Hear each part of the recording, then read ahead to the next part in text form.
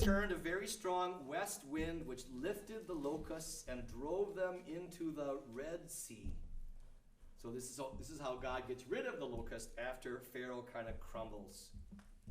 Verse 20, but the Lord hardened Pharaoh's heart. He did not let the children of Israel go. Then comes the plague of darkness. But here Pharaoh crumbles really fast. 24.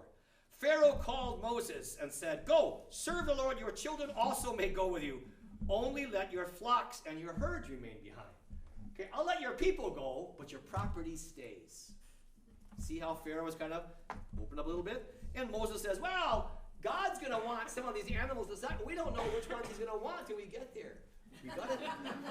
We got to take our animals with us. Okay? Moses, for being kind of wimpy initially, he's got a smart mouth. Okay? Verse 26. Our cattle also must go with us. Not a hoof shall be left behind. We must take of them to serve or worship the Lord our God. And we do not know with what he must serve the Lord until we arrive there. But the Lord hardened Pharaoh's heart. Chapter 11. The Lord said to Moses, yet one plague more I will bring upon Pharaoh and upon Egypt. Afterwards he will let you go hence. When he lets you go, he will drive you away completely. Speak now in the hearing of the people that they ask every man of his neighbor and every woman of her neighbor jewelry of silver and of gold. What Moses is doing here is planting the seeds in the minds of the people that when push comes to shove, the Egyptians are going to be so glad to get rid of the Israelites that they will give them wealth. Here, take money and gold. Now, in our country, and I'm not making a political stand here, but you know, I told you earlier I'm a fan of Civil War.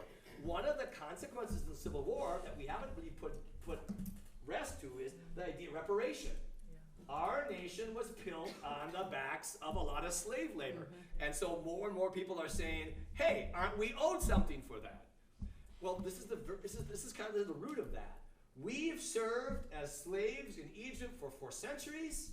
We are going to, when we leave, we're taking the wealth we made with us. And this is the beginning of that idea. It's going to appear like 3 or 4 times that by the time the 10th plague is over, people are glad to see their backs, and they take they give them their wealth, their gold. Here, just go, just take it and go.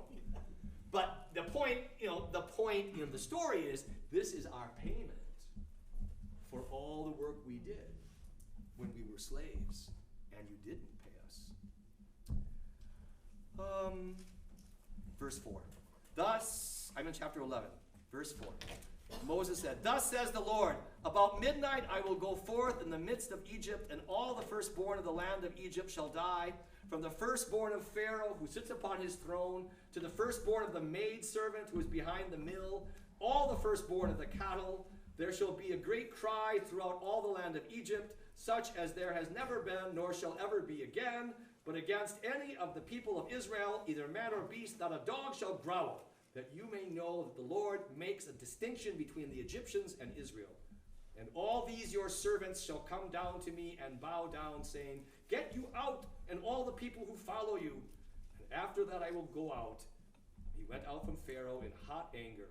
Then the Lord said to Moses, Pharaoh will not listen to you, that my wonders may be multiplied in the land of Egypt. This is the famous 10th plague. Now earlier I said women don't, I talked about the 2 women who served in midwives, that women don't get a lot of benefit in the story, but on the other hand, the firstborn isn't girls. The firstborn is a male. Okay, that's the flip side of it. Okay, that's the benefit of being a girl. You're not feared. You are not in this whole firstborn thing. It's firstborn parentheses male. That's the point. Chapter 12 is the description of the preparation for that meal, that special meal that Israel will serve. Now, I'm not going to read it all. It's quite redundant. It is really rubrics. In medieval manuscripts, in prayer books, the rules, what you the instructions were written in red, the prayers were written in black.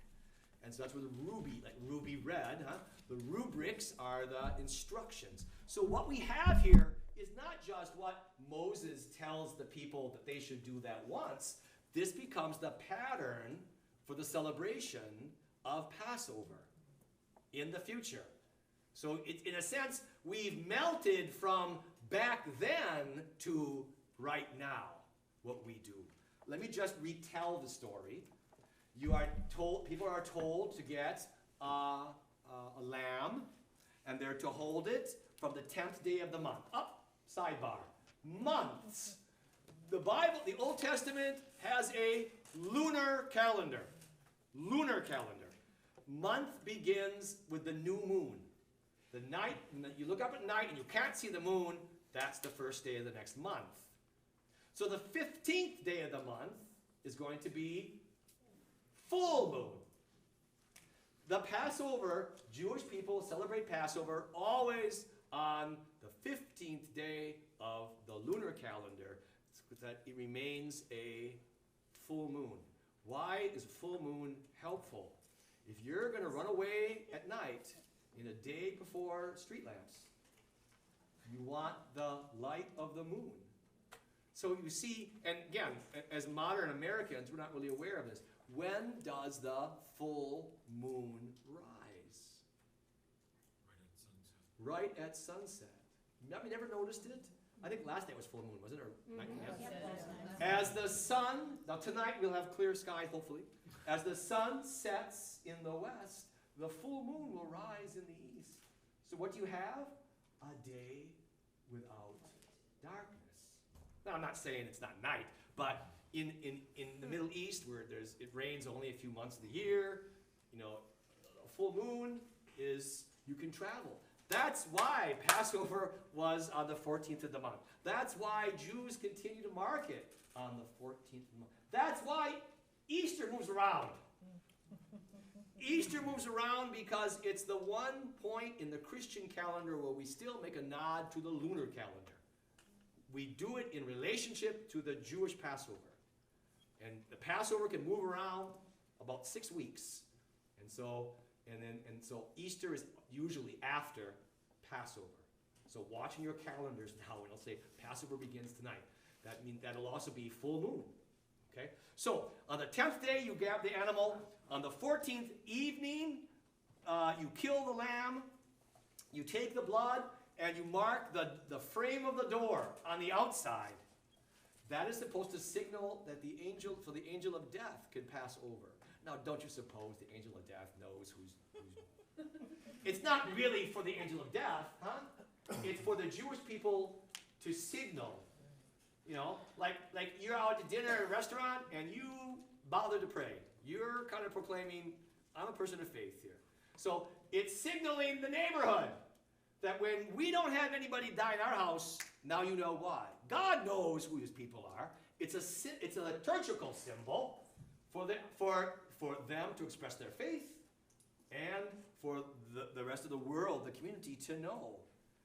And so Moses tells the people this and tells them that the angel of death, seeing the blood, will pass over the house, your house, and not strike the firstborn. So you've heard me talk about Passover. That's why it's called Passover. In Hebrew, it's called Pesach. Pesach. But it means passing over. Same deal. All right. So that's indeed what happens. Okay? Chapter 12, verse 24. Here's where Moses is no longer talking to the people of his day. He's talking to Jews of every day.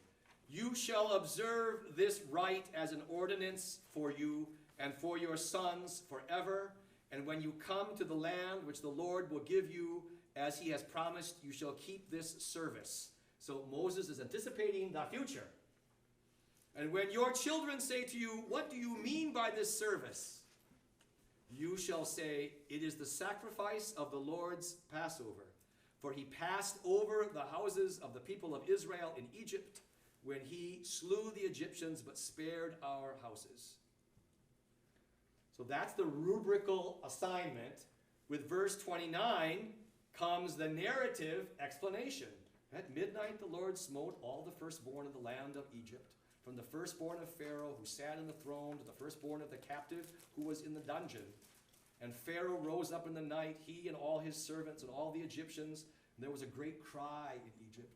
There was not a house which was not dead, where one was not dead. He summoned Moses and Aaron by night and said, "Rise up, go forth from among my people, both you and the people of Israel. Go serve the Lord as you have said. Take your flocks and your herds as you have said. Be gone and bless me also." Pharaoh has totally collapsed at this moment. Verse 34. So the people took the dough before it was leavened. I mean, the announcement was such a surprise. They hadn't had chance to let their dough rise. They took dough before it was leavened, their kneading bowls being bound up in their mantles on their shoulders. Verse 37. And the people of Israel journeyed from Ramses to Sukkoth, about 600,000 men, besides women and children. A mixed multitude also went up with them, very many cattle, flocks, and herds. So an immense crowd, 2 million people, is how the story. You ask, well, how could they have, I mean, it would take like days for millions. Again, the story is being told in heroic style. Maybe it's a little exaggeration about the numbers here. Verse 40. The time that the people of Israel dwelt in Egypt was 430 years. And at the end of 430 years, on that very day, all the hosts of the Lord went out from the land of Egypt. It was a night of watching by the Lord to bring them out of the land of Egypt. So this same night is a night of watching kept to the Lord by all the people of Israel throughout their generations. So you see again how the narrator moves from the event back then to, and now, boys and girls, that's why we continue to do this. See, so there's the blend of the narrative and the rubrical. Questions? Comments? This is the place to take a pause. Is there any significance at all to that 600,000? Is it maybe? Not that I can explain. No. No. Yes. When they talk about time, like hundreds of years and stuff, are they basing that on a different calendar sometimes? It would be a lunar calendar, but it wouldn't be awful. A lunar calendar is a little, usually less than a solar year, but not much. Because they talk about lifespans. Well, we're going to get to that. That's a whole different cup of tea. That is different. That's in Genesis. But these years, I would accept them as, in their minds, they're real years. Okay? Other comments or questions? So did they have 12 lunar months or 13? They have 12 lunar months for 2 years, and then somebody decides, oh, we're so far behind, we got to add another lunar month. And that's what the chief rabbi's job in Jerusalem is to do, to say, when do we add an extra month so that the lunar calendar gets realigned to the solar calendar. We do it by having leap days. Okay, that realigns us. That's why Islam also has a lunar calendar. But they do not realign it. So the months just fall further and further behind. So Ramadan, during the season of Ramadan, they don't eat from sunrise to sunset. They don't drink from sunrise to sunset. Now, in Wisconsin, December 20th, there's only 8 hours of sunlight. Huh? But in June, there's 17, 18 hours of sunlight. And that's how it works, the calendar. So Ramadan, and it keeps moving through the solar calendar. They don't have any adjustments like the Jews have or like we have. Other comments or questions?